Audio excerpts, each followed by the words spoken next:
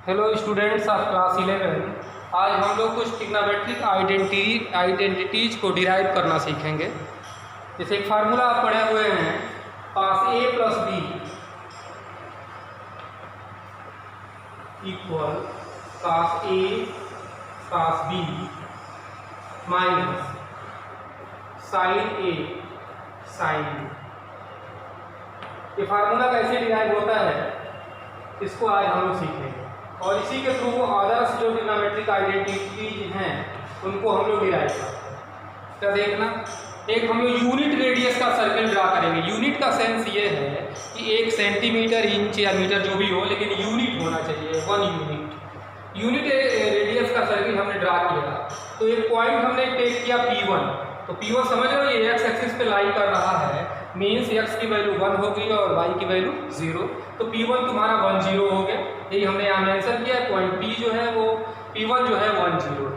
अब यहाँ से हम a degree anti clockwise revolve करते हैं। आपको पढ़ाया है कि एंटी क्लॉकवाइज जब रिवॉल्व करते हो तो एंगल क्या होता है, पॉजिटिव होता है। एंटी क्लॉकवाइज रिवॉल्व करने पे एंगल जो होगा वो पॉजिटिव होगा, इसलिए ये पॉइंट जो है वो cos a sin a हो जाएगा। कैसे होता है पहले भी बताया जा चुका है आपको कि पॉइंट जो होता है, ध्यान देना, ये कोई यूनिट रेडियस का हमने मान लो सर्किल ड्रा कर लिया, यहाँ कोई पॉइंट P ले लिया, मान लो ये पॉइंट P A, B है। तो यहाँ से एक परपेंडिकुलर ड्रा करो M, और ये थीटा एंगल मान लो हमने रिवॉल्व किया है, तो ये यूनिट रेडियस है, इसका मतलब इसका रेडियस तो 1 होगा ही। तो यदि हम साइन थीटा लें तो क्या होता है, साइन थीटा तुम पढ़ चुके हो कि परपेंडिकुलर अपॉन हाइपोटेनस होता है। तो यहाँ परपेंडिकुलर क्या है, PM, और PM की वैल्यू तुम्हारी क्या होगी B, और ये आपकी वैल्यू क्या है A। तो ये आप कहोगे B/1, यानी आप समझ रहे हैं कि B जो है वो साइन थीटा है। ऐसे ही यहाँ cos थीटा यदि लोगे तो cos थीटा जो होता है तुम्हारा B/x होता है, और B की वैल्यू यहाँ क्या है, A है, A/1, यानी कि A जो है वो cos थीटा है। यानी कोई भी पॉइंट जो मेंशन करेंगे वो cos साइन के रूप में।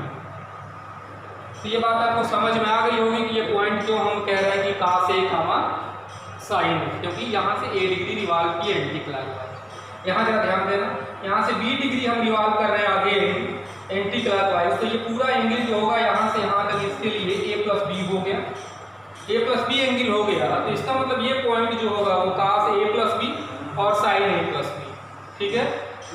अगेन हम जो है ये P1 से क्लॉकवाइज रिवॉल्व कर रहे हैं, तो क्लॉकवाइज जब भी रिवॉल्व करते हैं तो एंगल निगेटिव होता है, तो -b हुआ, इसका मतलब cos -b sin -b। आपको बताया जा चुका है कि साइन जो होता है वो फोर्थ क्वाड्रेंट में निगेटिव होता है, और cos जो होता है वो फोर्थ निगेटिव एंगल के लिए क्या होता है, पॉजिटिव, इसलिए cos b sin b। तो ये आपको पॉइंट का डिस्क्रिप्शन समझ में आया। अब हमने क्या किया कि P2 P4 और P3 P1 को ज्वाइन किया। इसको ज्वाइन करने के बाद आप जरा ध्यान देखेंगे, ध्यान से देखेंगे,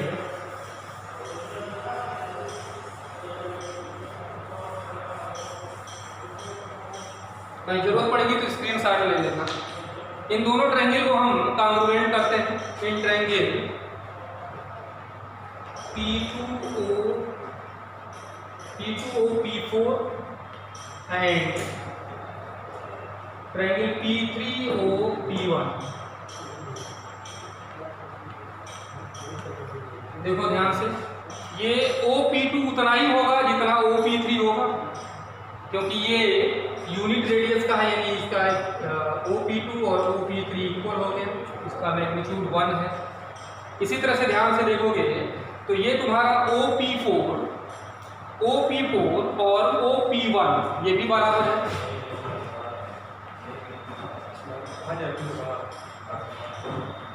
बट एंगल जरा देखना, ये पूरा एंगल जो होगा इसके लिए ये 20 डिग्री था और ये खाली वाला में एंगल 1 है, तो ये एंगल B+1 हो गया, और इधर वाला भी B+1 हो गया, यानी दोनों एंगल भी आपस में क्या है, इक्वल है। P2O P4 इक्वल हो गया angle P3O P1।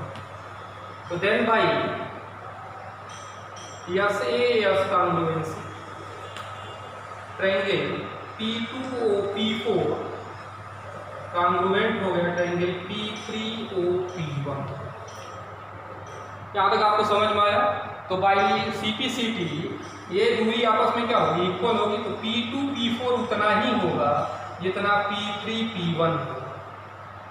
Distance formula जानते ही हो, under root x2 minus x1 का whole square plus y2 minus y1 का होल स्क्वायर इक्वल, इसके लिए भी x2 माइनस x1 का whole square plus y2 minus y1 का होल स्क्वायर।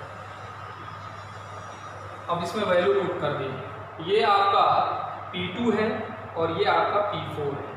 तो क्या लिख सकते हैं? cos B minus cos A का whole square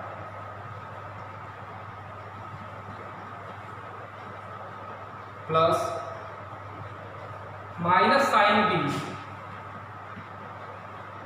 minus sine A का whole square, y2 minus y1 का होल स्क्वायर। इसी तरह से आप इसके लिए लोगे तो क्या होगा?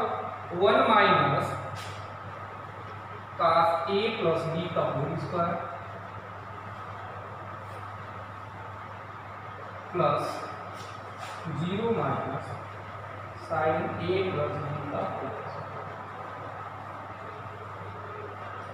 अब जरा देखिए, अब कहोगे कि रूट क्यों हटा दिया? दोनों साइड का हमने अब एक साथ स्क्वायर कर दिया, स्क्वायरिंग बोथ साइड, तो ये रूट आपका क्या हो गया? कैंसिल आउट हो गया। अब इसको स्प्लिट करते हैं a माइनस बी के होल स्क्वायर से।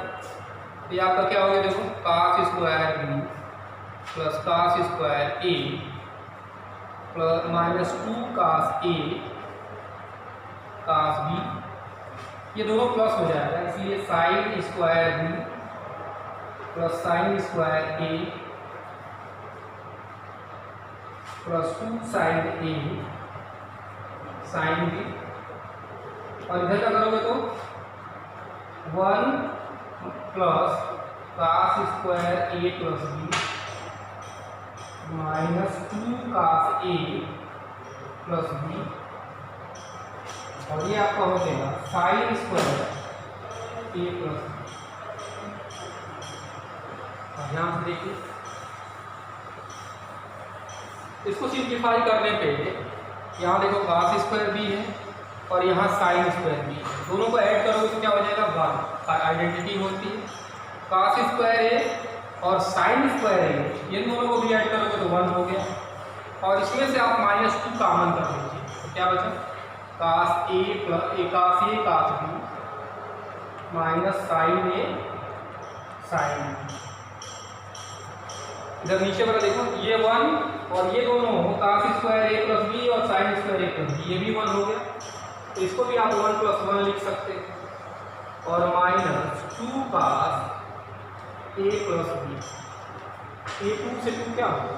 कैंसिल हो गया। अगले स्टेप में माइनस 2 से 2 भी कट जाएगा, तो आपका हो गया cos a plus b equal to cos a cos b minus sine a sine. ये पहला फार्मूला है, इसी के आधार पे आप अदर फार्मूले को भी डिराइव करते हो। इसमें यदि हम b को माइनस b से रिप्लेस कर दें, इफ b रिप्लेस बाई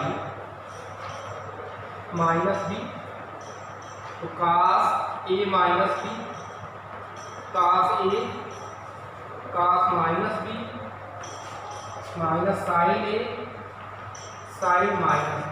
तो अपर चुके हैं ना कि sine minus theta minus sine theta होता है, तो ये प्लस हो जाएगा, और cos माइनस थीटा जो होता है वो cos थीटा ही होता है, इसलिए यहाँ वही रहेगा। तो क्या होगा? cos a cos b plus sine a sine. तो ये फार्मूला हो गया आपका cos a minus b equal. इसी तरह से साइन और टेन के भी फार्मूले डिराइव किए जाते हैं, अगले वीडियो में आपको बताऊंगा।